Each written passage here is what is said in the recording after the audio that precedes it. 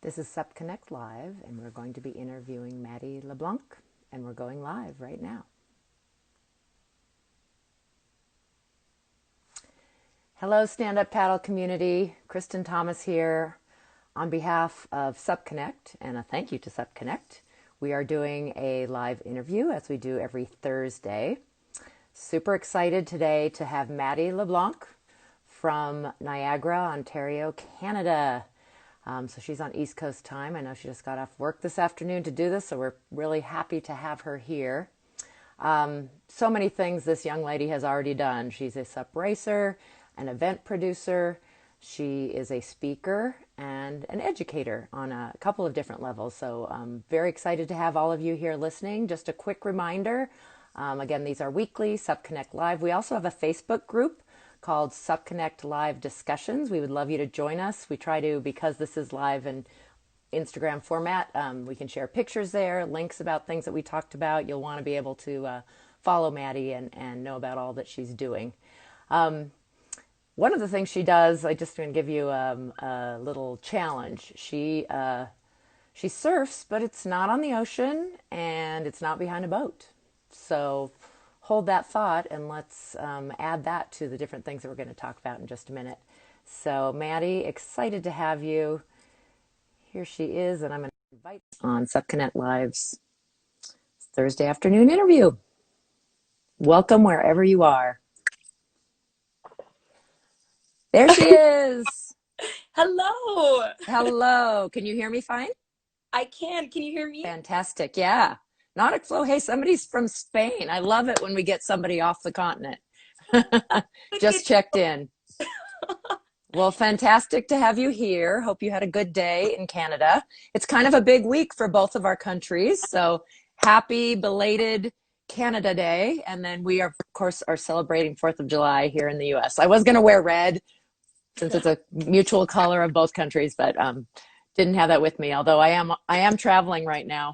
If I knew how to turn it around, I'd show you the amazing view of my sister's house in Montana, where I am right now. You are well known for doing a lot in you've actually been stand-up paddling for a long time in stand-up paddle years, but you're not very old yourself. May I ask how old you are? That's right. I'm 23 years old. That's fantastic. Well, it's so exciting all that you've done. I think I read that you started in 2010, which is around when I got started too. So we're both pretty early on the scene, especially for Canada, I think. I'm kind of in a hub area in Southern California. So what first got you? What's your early sup story? And were you involved in water activity before that, or was stand-up paddling the first thing on the water? Yes, stand-up paddleboarding, luckily enough, was for me the very first thing that I ever did in relation to water. I'm from Welland, Ontario, here in Canada, so we're located in the heart of the Niagara region, and we actually have a man-made canal that runs through the middle of our town, but I had never taken advantage of it. I just kind of always knew it was there, but never went swimming in it, never. Well, yeah, but you were barely a teenager, right? You were 12 or 13 when you first got started. Yeah. That's right. Yeah. Yeah. So, it was actually just, I feel like a chance of fate that this happened. But my family and I, we were paddleboarding up north in Lake Ontario, or no, sorry, Lake Huron. And yeah, we saw these two guys out there, and I couldn't believe what they were standing on. I was so shocked and so fascinated by these two boards, and they were, I don't know if you remember them, but they were these giant old Nash sup boards. They were yellow, and as a kid, I thought they were like these bananas. Like I was attracted to them, and just was like, "What is that?" So when they came in from their paddle, we asked them. My family and I approached them, and we said, "What is that?" And they said, "These are stand-up paddle boards. Would you like to try?" And from that day on, my life was forever changed. Wow. So did the whole family got into it? It sounded like, you had athletic family and they tried it, or was it definitely more your passion? It definitely, it a little bit of both. Like it was very Hmm. much my passion. Like when I stepped off that board, I looked at my mom and dad and I said, "We are getting one of these." Like there was no doubt about it. Uh-huh. But my parents definitely were very athletic growing up, so I think they just knew, like, okay, this is something that we really want to support our daughter with and help her with this endeavor. Yeah. Well, you've done a lot of things that we're going to talk about, but kind of what did you get into first? Because I know you've been an instructor, both teaching stand-up paddleboarding. You're a WPA level one, but you've also taught a neat program that came out of Australia called Sup Kids too. Did that instructing come first, or did racing come first?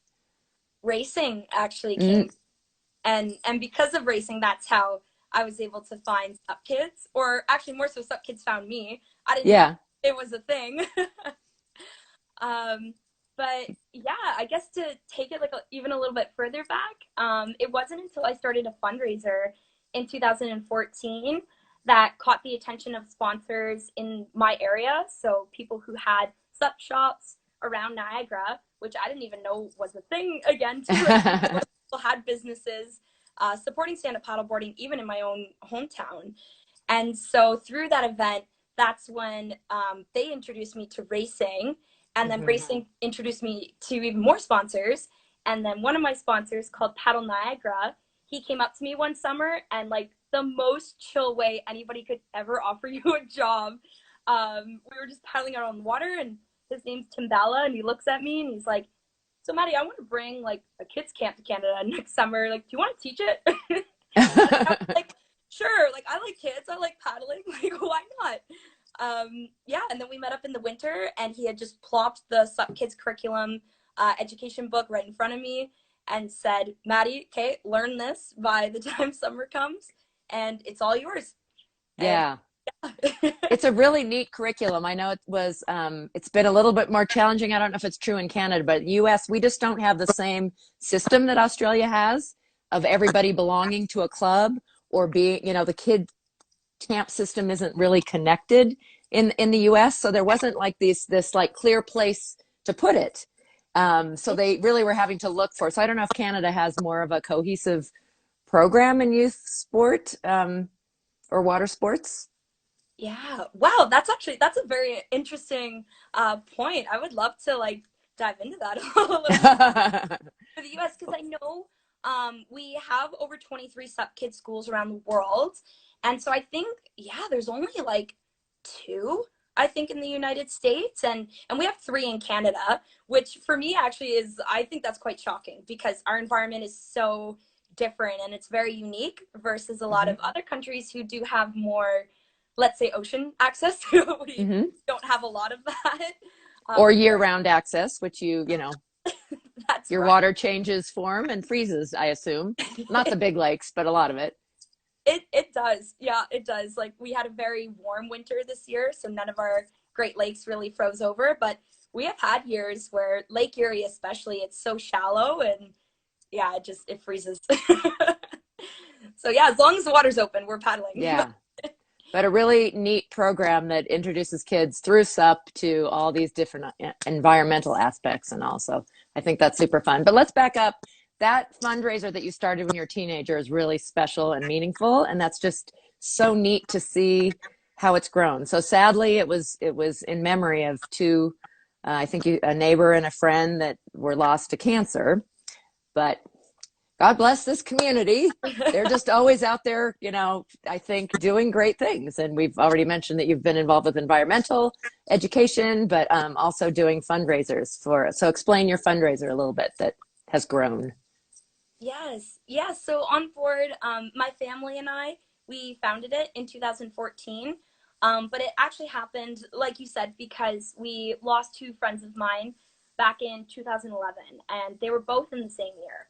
So to lose two really big community members here in Welland was very, very heartbreaking, and not just for myself and my family, but for our whole community. Their names were Mm-hmm. Julie Turner. She was my high school classmate, and she was 15 when she passed away due to Mm. glioblastoma. So that's a very aggressive form of a brain tumor. And then Lynn Lambert was my next door neighbor, and she was also a local high school teacher here as well. And she passed away at 37 due to a Mm. form of skin cancer. And so, yeah, like to lose two people that, again, meant so much to our community, really left a big hole in not only my heart, but everybody's. And so in 2012, I really just kind of hit this wall. Like I just didn't know what to do with myself. I was very sad, which a lot of people don't believe because they say, Maddi, you're too bubbly. Yeah. Like, Yeah. how is that even possible? Happens. But yeah, it really was like to lose two people was Hmm. horrific. And so I think stand-up paddleboarding couldn't have come at a more perfect time, because later that year, so in 2012, my parents surprised me with the stand-up paddleboard for Christmas, and I took it out on the water in spring of 2013. And that very first time I took it out, I just looked down at what I was standing on, and I thought, why not create a fundraiser out of what I'm standing on? And I definitely didn't Wonderful. know anybody at the time. So doing my research, I just was like blown away by other paddling communities and discovering the other people that exist around the world who do the sport. And so that really gave me the encouragement to kind of move forward with the idea and create the fundraiser in 2014. So yeah, it's Fantastic. Yeah. So it's called On Board, and that's it's supports brain cancer research. Is that correct? that is Or yeah, yes. cancer research. Really neat. Wonderful. Well, let's get back to racing, and that was really neat. I already heard a little story about getting started and getting and working at Paddle Niagara. Um, you are busy and sponsored, and you've had some amazing successes in the last few years. You got to go to ISA Worlds in China. That's right. Fantastic, representing Canada. Was that a pretty big highlight, I would guess? Oh, Some great memories. yeah, for sure. China was unbelievable. And if you told me back in 2013 when I first got on that paddleboard that, hey, Maddie, you'd be representing your country like not even 5 years later, I don't think I would have believed you. Mm-hmm. I'd be like, no, you're lying to me. But yeah, it was just again another product of fate and timing. And I wasn't even supposed to go. I hadn't gone to our CSA Sup Canada Nationals that year, so I didn't go to the actual race that qualified to Qualified, yeah. be on the team. And so I was just sitting in my dorm room at school. I was writing my thesis. I was so upset. I was like, man, like I hate that I missed this race, but for me it was the other side of the country, so it was very hard to get to, and financially too, it just wasn't um, Mm-hmm. accessible for me. I couldn't get there. And as I was sitting writing my thesis, I get a call from my friend Ariel Omral, who was also Mm-hmm. with me, and Yeah. she said, "Hey Maddie, like a spot opened up on the team. Would you like to come?" And at first, I actually said no because I started working at Waterloo, and I was doing my undergraduate thesis there too. So I was finishing up my degree, and I just thought, man, you know what? This is really bad timing. Like I don't have time Mm-hmm. to do this competition. And again, the money, right? Because to fly to China, like, oof, that's that's expensive, right? And Yeah. so, yeah, she ended up calling me back a month later. So now it was October of 2018, and she said, Maddie, we still have this spot. We got to get you to come, and another team member will pay for your flight to China. And so then Wow. okay, done. I said, Meant this to is, be. Yeah. yeah. So that's Well, how I'm it got glad you made it. What an amazing life experience for you. And but it is very impressive that you're able to race. You've started these different things. You're working, you're going to school, you're working on your master's thesis now. Very impressive. As Paddle Niagara says, so proud. on. Can you see that at the bottom of the screen? That's so He's cool. my boss. Ah, I love it. Oh, who you were talking about earlier? That's Is right. that, yeah, Yeah. fantastic. Yeah. So you did. I know you've won at least one Canadian championship at some level. Was that earlier or later than the ISAs? That was earlier that same Mhm. summer. So I think, yeah, that would have been August of 2018. And yeah, I won the elite overall women's female title with the Ontario Sup Series. So that's our kind of local area, which to me was absolutely incredible because at that point I had only been racing for 3 years. So to kind of get to the top only after 3 years of racing, like any sup Hmm. racer, as yourself would know, like that's not a lot of time to develop your skills and assets. So I couldn't believe it. I was blown away. And then a month after that, I also took the yellow jersey at the Toronto Mammoth race, which is a huge race around all of the Toronto Islands, and that Oh, was wow. that was insane. I wasn't expecting Oh, that at all. So oh, that sounds not only impressive but beautiful. I oh, love that idea around islands in Toronto. Yeah, paddling in new places is always so amazing. Um, we have a few questions for you. One thing is about equipment. So, based on you do a lot of different things, but your racing specialty. What equipment do you have, and why do you choose it? What do you yeah. use? Oh, that's a great question. I love this question. I I am I semi-sponsored know you love by your board. You get to tell us about it. it's my baby. I'm not gonna lie. But yes, so I am semi-sponsored by Starboard Sup North America. So I do have a Starboard 14-foot by 23 and a half All-Star. So that is definitely like my go-to race board. And I actually used to start off with quick blade paddles. I had the V Drive for the first 4 years of my paddling career, and then I snapped it. I snapped the blade in at the Toronto Mammoth race last year. And I couldn't believe that I broke that paddle. I loved that paddle. You're But that yeah, strong. that's right. But yeah, so then after I broke that paddle, Starboard, they right away were like right up to bat. They said, "We're giving you a paddle. Like you're taking the Lima Pro." I think it's a 77 square inch blade, and so it was a little bit smaller than my quick blade, but I am in love with it now. So I very much, yeah, I've been all converted to Starboard. So they give me great equipment. I love it. Very fun.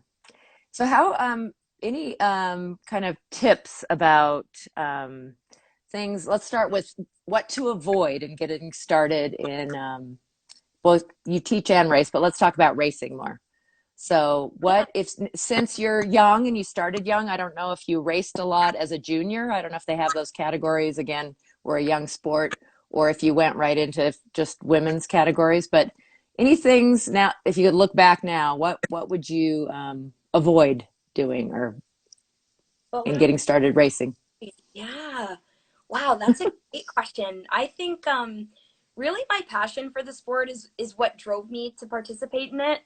And I think if other people have that passion, I think also like taking that energy and applying it to other things like researching stand-up paddleboarding as well, because I think for me when I look back at my journey, I just like dove into the deep end of the pool. Like I just would show up at races and say, okay, like who's got a board for me? Because I didn't have like a specific race board at the time. My very first board was an all around. I think it was like a Jimmy Sticks, like 10-6 board. So I knew it was a board I couldn't race on. But I also I wish I went back and bought my own race board and bought equipment that I was very comfortable with instead of just kind of bringing my body to a race and being like, okay, like who's got a board for me? Like I think one of my first races too, I was on an inflatable, believe it or not, which I would definitely not do now unless it was like the Starboard airline, because inflatables have come a long way. But yeah, I think just doing a little bit more research and getting connected with like people who do have a lot of experience, like racers who are already kind of knowing what they're doing and can Yeah, recommend you like the proper equipment to be on, because I think it'll make it a lot more fun too. yeah. And even though it's been a decade that you've been stand-up paddleboarding, it's evolved a lot. But you do have some great resources. Ontario has some amazing paddlers, male and female. It's kind of neat. I think of Canada having a strong tradition. You started very young, as you said, stand-up paddling the first, but in the whole C1, K1, you have quite a few who come from that background. Former Olympians, I think, don't we have a handful from Ontario, maybe? That we were Olympians once? Yeah, we definitely do. So actually, a lot of them are from Oakville, Ontario, which is just about a couple hours down the road Oh, from okay. Welland. Yeah, so Larry Kane is there, Derek Schroeder, Tommy Budai. He's from there as well. And yeah, great paddlers. And I love how they are great examples of people who came from one sport. that was on the water and Hmm. translated it to stand-up paddling. And they're killing it. Like they are crushing it on the race team. They're very Yeah. strong. And Yeah. it's neat how studied they are and all. I've learned a lot from all of them um, over the years too. Um, it is amazing. Another thing that I admire about you is that at 23 and having done this for a decade, that you made it through your teenage years. Being a parent of grown children, sometimes it's hard to balance everything in the teenage years. And so again, kudos to you that you're still doing well as a student, that you're working, that you're racing, that you've started events and you're instructing. That's just wonderful. And I'm glad you have so much enthusiasm and passion for the sport. Hold on to that. Keep it up. We need it. Of places you've traveled, I know Canada's a beautiful country. Do you have some favorites inside or outside of Canada? Ooh, inside or outside? Well, I think inside of Canada, definitely I love the Great Lakes. Like I know they're my home, but the Great Lakes are just absolutely stunning places, and each and every single one of them are unique in their own way. So I love the Great Lakes, and when I do get to the ocean, I love Sydney, BC. It's a very small, quiet fisheries town, and that's Mm. where our nationals are, and I was able to get there last year, so I got to experience the West Coast, and Is that stunning. near Tofino? That's right. So it's on the same island. Okay, Yeah. got it. Oh, I was so I haven't excited. been there, but I've heard great things about that place. It is the best location in Canada to get surf. Like ocean, it is the best spot. So I highly recommend you got to get to Tofino for sure. Yeah. And since we're talking surfing, did you guys guess where she surfs? That's not an ocean and it's not behind a boat. She just mentioned it. Anybody type it in? The Great Lakes. And if you don't know about Great Lakes surfing, as you said, Maddie, you have to Google it because people surf the Great Lakes. I mean, of course, it requires the right conditions, but it's amazing. Those are real waves, and that's real surfing. And again, a lot of times I've seen that like hoods on, freezing, admirable to surf the Great Lakes when it's really cold, That's or right. anybody who surfs in cold. Yeah. Yeah, it's Um, unfortunate that's the only season we get to to go out in, but it's fun. It's worth it. Yeah. Well, stand-up paddling has so many great aspects to it, but do you have a favorite part of stand-up paddling if you're going to try to choose just one? Yeah, I think what you mentioned earlier, I think it's truly the community. Like Mm. growing up, I played so many sports. I was in very highly competitive soccer. I for 13 years, and I have never experienced a community like the stand-up paddleboarding one. And I'll never forget my very first race. My mom came with me. Actually, we drove to Barrie, which is just north of the Niagara region, and we show up on the beach, and everybody just like body type and enthusiasm, like they just matched my family and and we were looking at each other, and my mom goes, "These are our people," and I was like, "Yes." Like absolutely, I really believe that people who get to spend time on, in, or near the water just have something special about them. I don't know what it is yet. I haven't Mhm. put a finger on it, but Yeah. I think We always wonder yeah, the chicken and the egg thing. Are people this wonderful because of stand-up paddling, or were they already wonderful people who were attracted to stand-up paddling? But I'm so with you about the fantastic community that we have. So you told us some things about racing and getting started. How about just getting started? Because to build our racing community, we have to just keep bringing people into stand-up paddling, which of course we want to do because we love it and want to share it. But any hints or tips about getting started just in general in stand-up paddling? yes, I definitely think in stand-up paddling, you got to look at your local area, like really kind of get to know who's around you, and do what I did, like maybe type in sup shop Niagara or wherever you are, and most likely now, even if it's a surf shop, they should know a little bit about stand-up paddleboarding and have resources to direct you in. And yeah, essentially that's how I got into it. I just found one in Niagara, and then they had me about the Ontario Sup Series. So I honestly think if I found that shop, I wouldn't have found just using as many resources as you can. And there are, I mean, those are only growing. There's more and more, but much more to be done in stand-up paddling, which I think is really exciting that we're a new and young sport and are still growing. Oh, I hope this is coming in. It sounds like you're freezing up a little bit, or I'm freezing up. I'm not sure which one, but hopefully Instagram's not going to try to cut us off. But your picture that you're frozen in, you're smiling. Hopefully mine is if I'm frozen too. Couple other questions that came up. Are there things you'd still like to do? Not sure if you can hear me right now. In paddling? Well, I'm not sure which one of us just froze.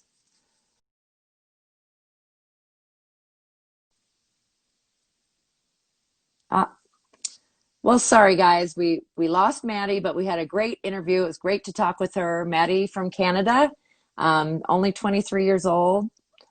Started at 10. Love that her whole family started it. That's really neat. Thanks again for tuning in. We hope you will come back every Thursday. We're talking to different people in the stand-up paddle community. Don't forget to find us on Facebook, SupConnect Live discussions. And I'll post some follow-up to this and some pictures of Maddie and how to get a hold of her. Take care, everyone. Thank you.